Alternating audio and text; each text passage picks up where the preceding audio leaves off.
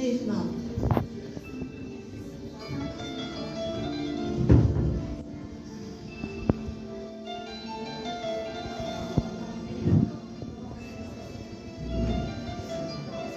Yıl müddətində müharibə şəraitində və birinci Qarabağ, ikinci Qarabağ müharibəsində qeyri statistik rəqəmlərə görə 50 mindən artıq şəhid olmuşuq ölkə halinə bərabər. Minlərlə oğul övladlarımızın tələb kimliyindən xəbər gördük. Hələ də işğaldan azad olunmuş ərazilərimizdə DNK analizləri aparılır. Sümüklər aşkarlanır, cənazələr aşkarlanır. Və bu qələbənin qazanılması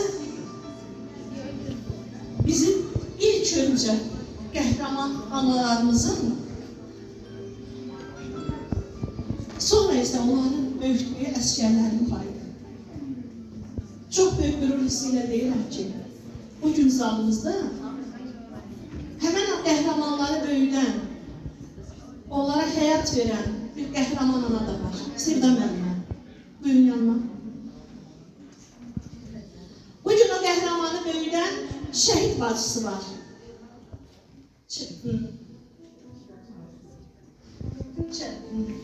Şəfət xanım, buyurun yanıma. Tədbiri başlamamışdan əvvəl istəyirəm söz onlara verim. Çünki bugün onların haqqıdır. Çıxarım.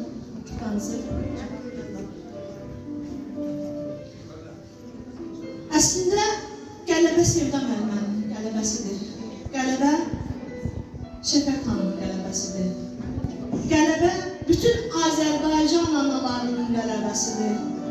Qələbə bütün Azərbaycan müəllimlərinin qələbəsidir.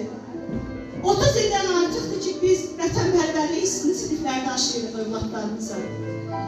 Və bizim siniflərdən ən nadinc, sözə baxmayan şagirdlərimizin, Qarabağ uğrunda canından keçən vətənpərvər oğullarımızın, qızlarımızın qələbəsidir.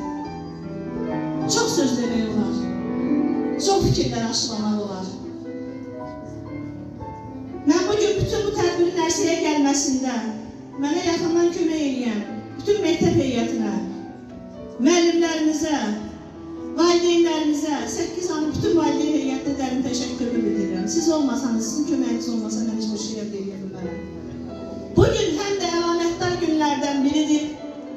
Bizim məktəbimizdə 44 il Azərbaycan təhsilinin qorunmasında, uşaqların maariflənməsində xidməti olan əzizimiz Sevda müəllimənin 65 illik yubileyidir. Sabah biz Zəfər günü ilə bərabər onun 65 illiyini də qeyd ediləcəyik. Bütün məktəb kollektivi adından, şəxsən öz adımdan, 8 A-nın valideynləri və şagirdləri adından Sevda müəllimə can sağlığı, uğurlar, könül xoşluğu, ailə səadəti, həyatda nə istəyirsə onlara hamısına bir çatmağa